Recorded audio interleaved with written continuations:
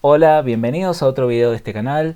Mi nombre es Rodrigo González, soy profesor de la Universidad Tecnológica Nacional y de la Universidad Nacional de Cuyo.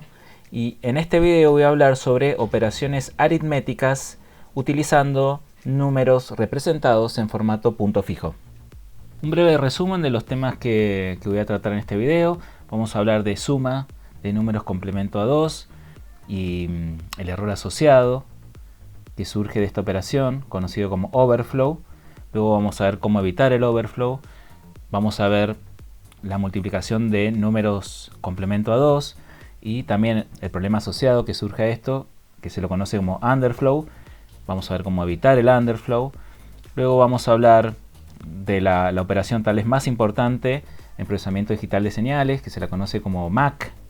Y finalmente vamos a hablar sobre desplazamientos aritméticos y lógicos. Comencemos analizando la suma de dos números complemento a 2. Cuando yo sumo dos números de n bits, el resultado podrá tener, como mucho, n más 1 bits. Como estoy operando con números en punto fijo, el resultado va a mantener la misma cantidad de bits para la parte decimal, pero se puede incrementar la cantidad de bits que voy a necesitar para representar el resultado de la parte entera. Veamos a continuación dos sumas de ejemplo. Antes de ver el ejemplo en sí, me gustaría hacer dos comentarios. En un video anterior, yo había dicho que en una computadora típicamente los números se representan con formato complemento a 2. Y esto es así porque los números complemento a 2 tienen la ventaja de que puedo usar un sumador en hardware tanto para sumar números como para restar números. En esta operación que vemos acá es justamente lo que estoy haciendo. Voy a realizar una resta, pero a través de una suma. Lo otro que también había dicho en aquel video es que los números enteros en realidad son un caso particular de los números en punto fijo. Por tanto, si bien este ejemplo y el que vamos a ver a continuación están realizados con números enteros, se pueden generalizar para números en punto fijo. Fíjense que en esta suma yo quiero sumar 15 más menos 5. Estos números están representados con 8 bits. Tengo un bit para el signo y 7 bits para representar los números. Por tanto, el rango de estos números va a ir entre menos 128 y 127. Cuando hago la suma bit a bit de este número, de estos dos números, el resultado va a ser 10. Fíjense en la fila del carry que los últimos dos bits son iguales. Esto va a ser importante para lo que vamos a ver con el siguiente ejemplo. En este segundo ejemplo, lo que queremos sumar es 7 más 3. Estos números están representados con 4 bits, donde tengo un bit para el signo y 3 bits para representar los números. Con estos 3 bits puedo representar números que van desde menos 8 hasta 7. Ustedes ya pueden intuir que si siendo 7 el máximo número positivo que puedo representar en este rango, le sumo otro número positivo, en este caso 3, va a haber un problema. Si yo hago la suma bit a bit de estos dos números, voy a ver que el resultado me da menos 6, es decir, un número negativo. Fíjense que acá en el carry, en los últimos dos bits del carry son diferentes. Lo que se ha producido en esta operación se conoce como overflow o desborde en castellano. Cuando yo sumo dos números en complemento a 2 y el resultado sale del rango, es decir, que voy a necesitar más bits para representar el resultado, lo que voy a obtener es un número de diferente signo. En este caso, como sumé dos números positivos, el resultado es negativo. Se puede decir que este resultado es no solamente inválido, sino que es catastrófico. ¿Por qué? Porque la suma de dos números positivos me está dando un número negativo. Típicamente la arquitectura de una computadora puede detectar si se produjo un overflow. ¿Y cómo lo hace? Leyendo los últimos dos bits de la fila de acarreo. Si estos dos bits son iguales, no se produjo overflow, y si estos bits son diferentes, se ha producido un overflow. Cuando se produce este overflow, la arquitectura de la computadora generalmente tiene un flag o un bit destinado para indicar que se ha producido un overflow, y un programador puede detectar si se produjo un overflow leyendo este bit, este flag permanentemente. Entonces, ¿cuándo se produce un overflow? Un overflow se produce cuando al realizar una suma o una resta, el resultado sale del rango de los números que estoy operando. Esto va a pasar cuando sume dos números positivos o reste dos números negativos. A un overflow también se lo conoce como rollover o darse vuelta. ¿Por qué? Fíjense en esta figura que tenemos acá. Tenemos como una escalerita en la que está representado números que van de menos 8 a 7. En el ejemplo anterior nosotros sumamos 7 más 3. Entonces fíjense, si yo a 7, que es el escalón más alto que tengo en esta escalera, le sumo 3, lo que hago es, me caigo de la escalera. Y cuando me caigo, y estoy acá en el fondo, si sumo 3, 1, 2, 3, el resultado es menos 6, que justamente es el resultado que obtengo cuando sumo bit a bit los números en complemento a 2, 7 y 3. Se dice que un overflow puede tener consecuencias catastróficas. ¿Por qué? Cuando yo sumo dos números que son muy positivos, no solamente el resultado va a estar mal, sino que me va a dar un número negativo. Todo lo contrario de lo que yo estoy esperando, o de lo que debería ser. Y cuando opero con dos números muy negativos también, el resultado va a ser un número positivo. Analicemos a continuación estas dos figuras. En esta circunferencia tengo representados todos los números en complemento a 2 utilizando 16 bits. En la parte superior están representados los números positivos y en la parte inferior están representados los números negativos. Fíjense que cuando yo tengo dos números que están cerca de esta zona, es decir, números muy positivos, el resultado va a caer en esta zona, en la zona de los números muy negativos. Y lo mismo pasa cuando opero con dos números muy negativos. Estos dos números que están cerca de esta zona son números que son muy negativos y el resultado va a caer en la zona de los números muy positivos. La forma más sencilla de evitar un overflow es guardando el resultado de la suma de dos números de n bits en un acumulador de n más 1 bits. Podemos utilizar esta fórmula que tenemos acá para calcular cuántos bits necesitamos para sumar S números de m bits. Veamos esto con un ejemplo. Si nosotros tenemos 256 palabras o números de 8 bits y queremos sumarlos a todos, nos podemos asegurar que con un registro o un acumulador de 16 bits no se va a poder producir ningún overflow. Típicamente, un procesador DSP de 16 bits va a tener un acumulador en su ALU de 40 bits. Y esto es fijo e inamovible.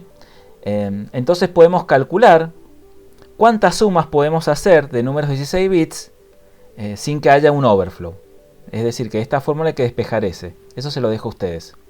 Veamos con un ejemplo cómo puedo implementar un acumulador de tamaño más grande en C. En este ejemplo lo que quiero hacer es sumar los K elementos que componen el vector A. Los elementos de A son números de 32 bits con signo, enteros.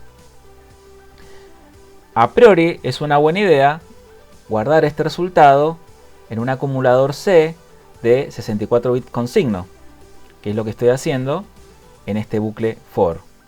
De todas formas, dependiendo de la cantidad de elementos que tenga A, tal vez C deba ser de un tamaño mayor. Eso lo puedo calcular con esta ecuación.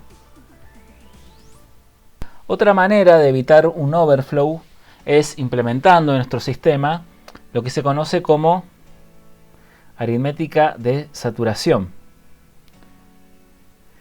En esta curva que vemos acá, en esta representación, lo que vemos es lo que ya habíamos hablado anteriormente, el rollover que se produce cuando yo sumo dos números muy positivos en complemento a 2. Si los dos números que quiero sumar están en esta parte de la curva, bueno, el resultado, ¿no? Es como que yo me caigo y el resultado va a estar en esta parte que representa a valores negativos. Cuando yo implemento, o el programador implementa aritmética de saturación, voy a tener la siguiente curva. ¿Qué va a pasar? Retomemos el ejemplo que vimos anteriormente, donde yo sumaba 7 más 3.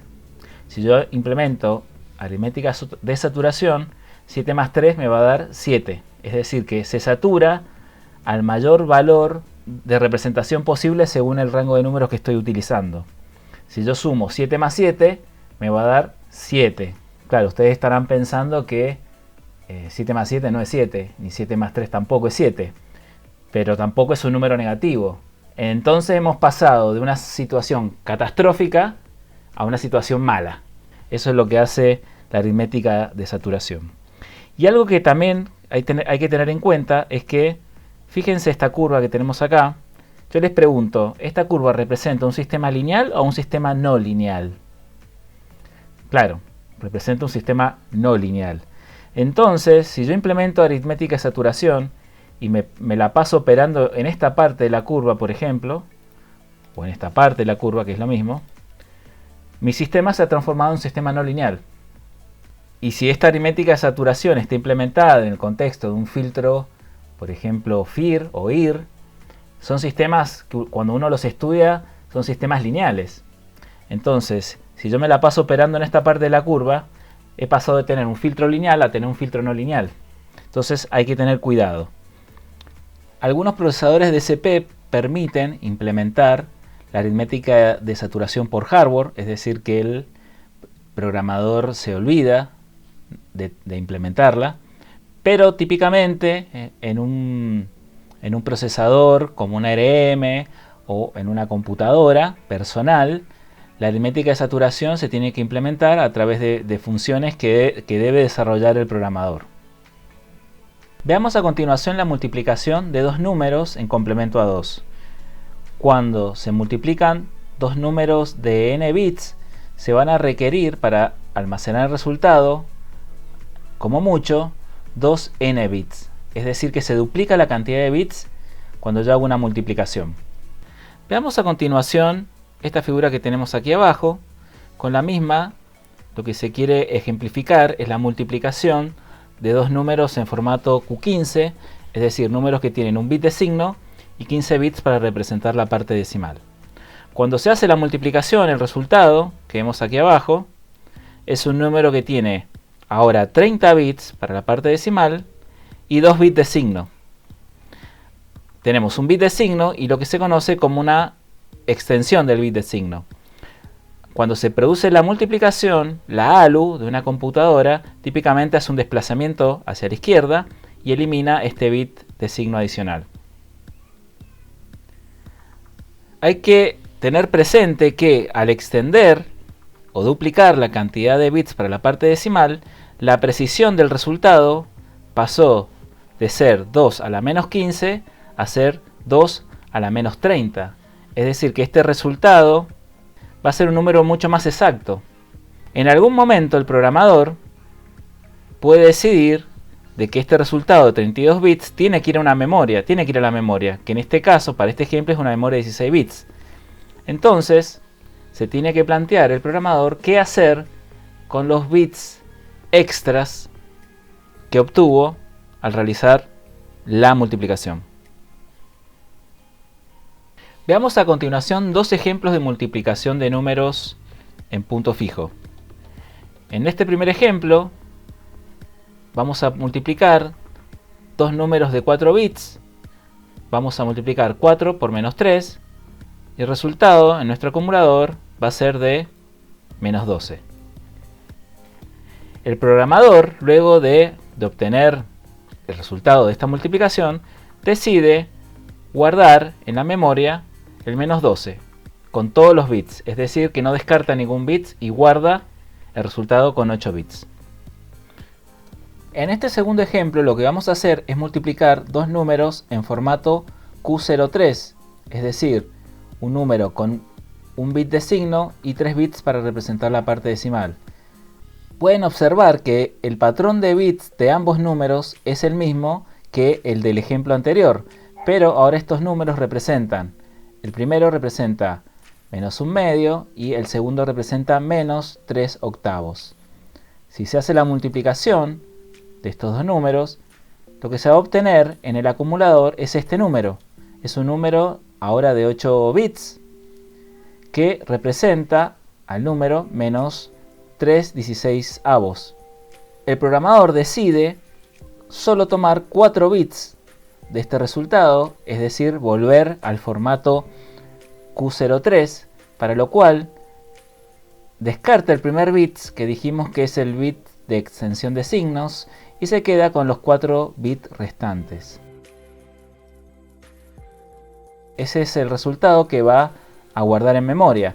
Este resultado me da menos un cuarto, es decir, que pasé de un número que vale menos 0.1875 a un número que vale menos 0.25. Al fenómeno de disminuir la precisión luego de hacer una multiplicación se lo conoce como underflow. En general esto sucede cuando el resultado de una multiplicación típicamente ve reducida su precisión, es decir, que pasamos de una precisión de 2 a la menos n que tienen los multiplicandos a una precisión de 2 a la menos 2n.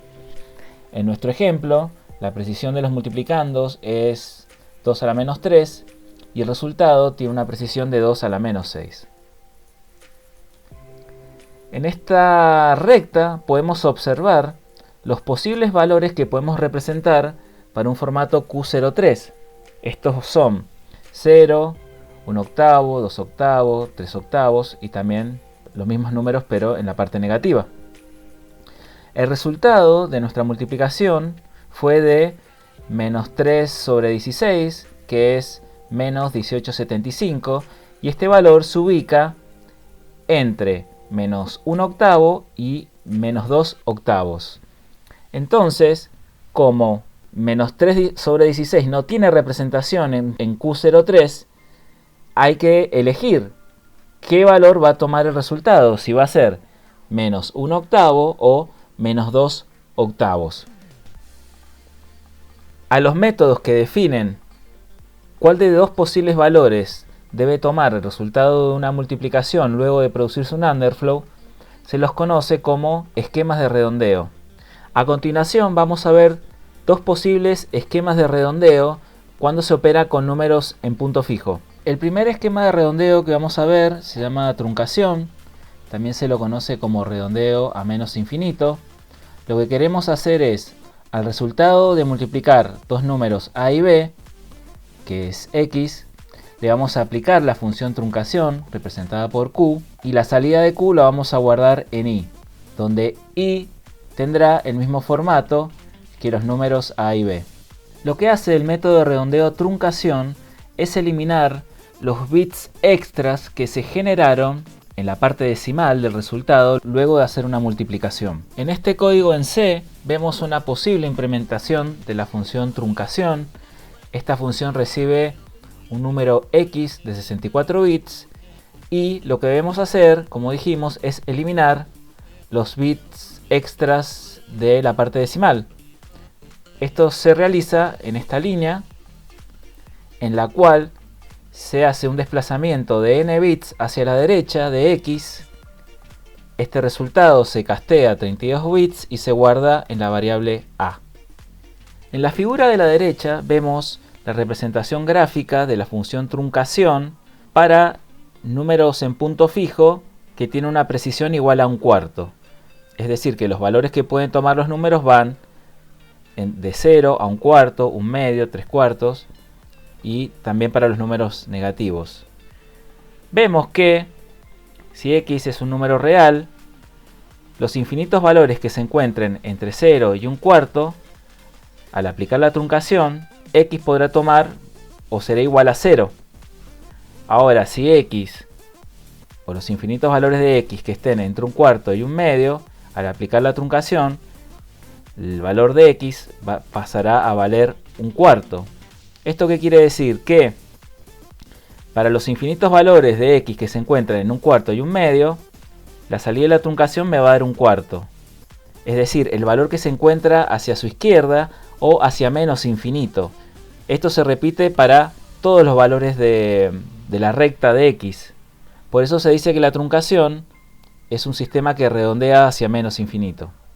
Si retomamos nuestro ejemplo de la multiplicación de los números de 4 bits y aplicamos truncación, veremos que el resultado de la multiplicación, que fue menos 3 sobre 16, va a tomar el valor de menos 2 octavos, es decir, de menos un cuarto. Si repasamos la multiplicación que hicimos bit a bit, unas filminas atrás, vemos que justamente fue el valor que tomó cuando descartamos los bits extras que se produjeron luego de la multiplicación.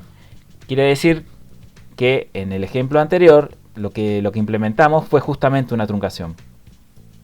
El segundo esquema de redondeo, que típicamente se implementa con números en formato punto fijo, se lo conoce como round off o redondeo hacia el más cercano. Si tenemos la multiplicación de dos números a y b, la guardamos en x, round off se implementa sumándole a x 2 a la menos n más 1 y luego aplicando la truncación representada por la función q. Y el resultado de esta truncación la guardamos en la variable i, donde i tendrá la misma precisión que los números a y b. ¿Qué es este número? Este valor es la mitad de la precisión. ¿Y por qué le sumamos la mitad de la precisión a x y luego aplicamos truncación? Retomemos nuestro ejemplo de la multiplicación de los dos números de 4 bits. Ustedes podrán ver que el resultado de esa multiplicación, que es menos 3 sobre 16, se encuentra más próximo a menos 1 octavo que a menos 2 octavos. Cuando aplicamos la truncación, el resultado tomó el valor de menos 2 octavos. Lo que hace el redondeo round off es, cuando yo le sumo media precisión, lo que está sucediendo es que el resultado ahora pasa a estar a la derecha de menos 1 octavo. Entonces, si aplico truncación, como dijimos, la truncación toma el valor que se encuentra a la izquierda o hacia menos infinito de resultado, ahora el resultado va a valer menos 1 octavo. Es decir, que el resultado ha tomado el valor más cercano de los dos valores posibles con los cuales yo lo puedo representar. En este código en C podemos ver una posible implementación del método redondeo round-off.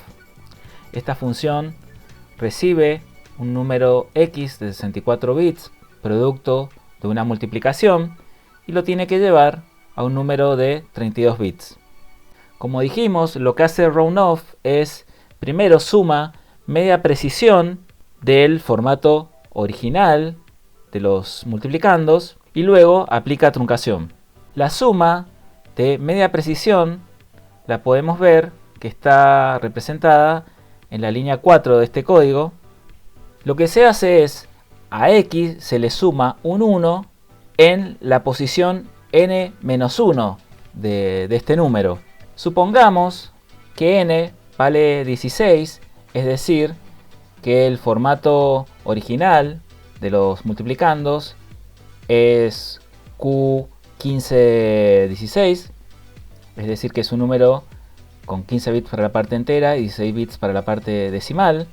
Entonces la precisión de ese formato está dado por 2 a la menos 16 y la mitad de esa precisión vale 2 a la menos 17. Para sumar media precisión, lo que tengo que hacer es a x sumarle un 1 en la posición 15. Luego, este resultado lo guardo en A y finalmente se aplica truncación. Luego de ver estos dos esquemas de redondeo, truncación y round off, uno puede intuir que el que menor error presenta es el método round off, ya que siempre redondea hacia el valor más cercano posible de representación. Analicemos ahora formalmente qué error presentan estos dos métodos de redondeo. El error de estos dos métodos se modela como una distribución de probabilidad uniforme. Esta distribución está definida por los extremos A y B y la media dado por la letra mu. Los valores de media y varianza están dados por estas dos expresiones. Ahora analicemos la media y la varianza tanto de la truncación como del método round off. El error se define como el valor de la truncación de x menos el valor de x. Y si analizamos el valor de media y de varianza para la truncación, vemos que la truncación tiene un valor de media constante, es decir, tiene un sesgo hacia menos 2 a la menos n sobre 2.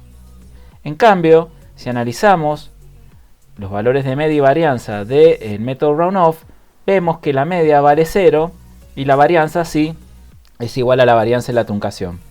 Entonces, analizando los valores de media de ambos métodos, claramente queda demostrado que el método round off ofrece un sesgo 0, es decir, ofrece menos error que el método de truncación. Veamos a continuación una operación aritmética que es fundamental cuando se trabaja en procesamiento digital de señales. La operación MAC significa multiplicar y acumular. Esta operación es la que implementa la convolución entre dos señales y además también es una operación esencial en la transformada rápida de Fourier, que a su vez es una implementación optimizada de la transformada discreta de Fourier. Lo que hace la operación MAC básicamente es multiplicar el contenido de dos vectores elemento a elemento e ir acumulando el resultado de esta multiplicación. Por ejemplo, como vemos en este código en C, multiplicamos elemento a elemento los vectores A y B y vamos guardando el resultado o acumulando el resultado en la variable C. Como la operación MAC contempla tanto multiplicaciones como suma, será susceptible también de que se produzcan tanto overflows como underflows. Como se dijo, la operación MAC es la operación básica cuando se trabaja en procesamiento digital de señales. Por tanto, los procesadores de SP están optimizados para implementar esta operación. Generalmente un procesador de SP implementa una operación MAC en un ciclo de reloj y además cuenta con un acumulador en su ALU que permite sortear de mejor manera los problemas que producen tanto overflows como underflows. En esta figura vemos un esquema del acumulador de un procesador de SP de Texas Instruments. Este procesador de SP opera con números de 16 bits y fíjense que su acumulador tiene 40 bits. ¿Por qué? Porque tiene 32 bits para almacenar el resultado de una multiplicación. Además cuenta con 8 bits extras para poder manejar correctamente los overflows que se puedan producir. La última operación aritmética que vamos a ver se la conoce como desplazamiento. Estas operaciones son importantes. ¿Por qué? Desplazar un número hacia la izquierda un lugar implica a multiplicarlo por 2 y desplazar un número binario hacia la derecha un lugar implica dividirlo por 2.